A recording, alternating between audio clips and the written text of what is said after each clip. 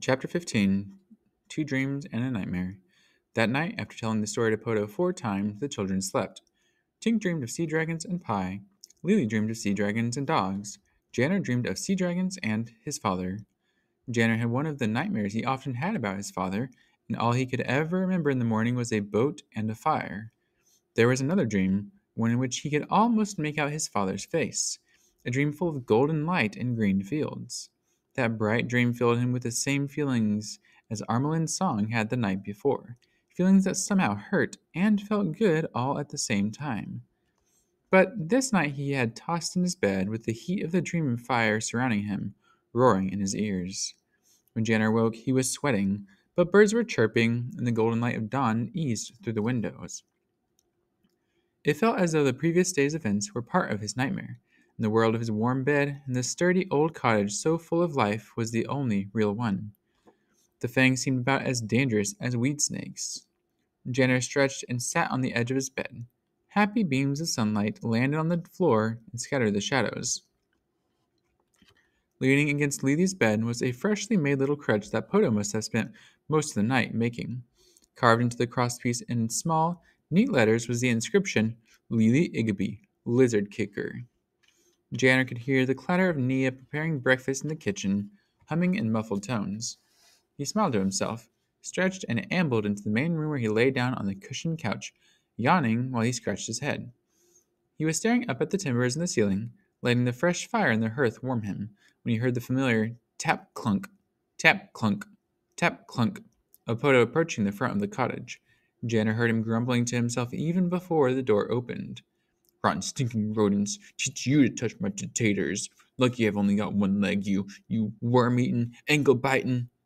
Janner peeked over the back of the couch to see Poto hobbling through the door with a sack full of vegetables over his shoulder, his boot and the bottom of his peg leg wet with dew. The grumbling resumed as Poto made his way through the kitchen door. Janner was barely able to keep from snorting with laughter. When the door swung shut, the smell of cooked eggs and bacon drifted into the room, and Janner's stomach rumbled. Just as he got up from the couch, he heard the thump of Tink dropping down from the bunk, right on cue with the arrival of breakfast. When Janner entered the kitchen, his mouth was watering. On the table sat 3 plates of hot food. His mother smiled at him from the stove where she was frying more eggs and bacon. "Good morning, Jailbird," she said. The back door was ajar, and Poto was already bounding through the field toward the garden, bellowing something indecipherable. Janner sat down at the table and dug into his food, just as Tink bumbled through the kitchen door and headed straight for his chair. Nia pecked them both on the cheek. "Lily coming?" she asked. Tink nodded with a mouthful of bacon. Lily came through the door and stretched so taut that her nightgown came up to her shins. Nugget trotted past her to nose his way out the back door, eager to assist Poto with wrathful pursuit of the thwops.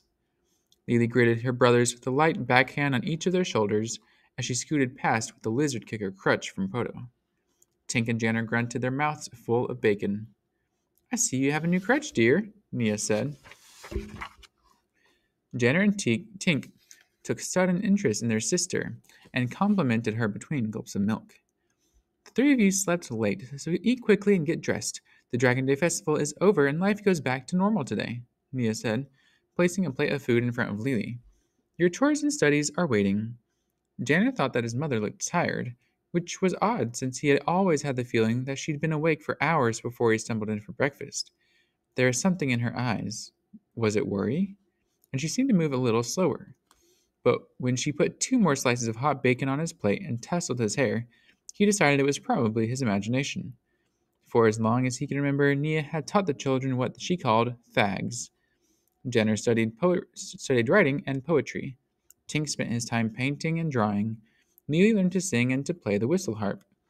Tink had asked his mother once what was so traditional about learning the fags, when not one child in Glipwood was forced to spend hours upon hours drawing the same tree over and over from different angles. "You're an Igby," she said, as if that answered the question.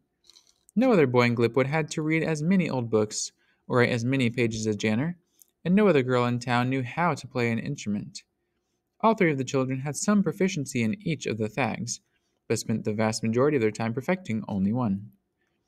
Jana remembered with a stab of panic that later that day he and Tink were supposed to help Oscar in Retiep at the bookstore, which was right across the street from the jail. What if Commander Norm saw him and changed his mind? He might send for the black carriage after all. What if Slarb attacked again? Then he thought back to books and crannies about all the stories on all the shelves in the store, and the warm thrill of being there overshadowed his fear. Janner swallowed the last of his breakfast. Mr. Ateep asked me and Tink to help him with the big shipment today. Is it all right to go into town? Nia took her time flipping the eggs and bacon in the frying pan while they waited for an answer. Not really, no. It's not all right. It's never safe for you to go into town, especially after what happened yesterday.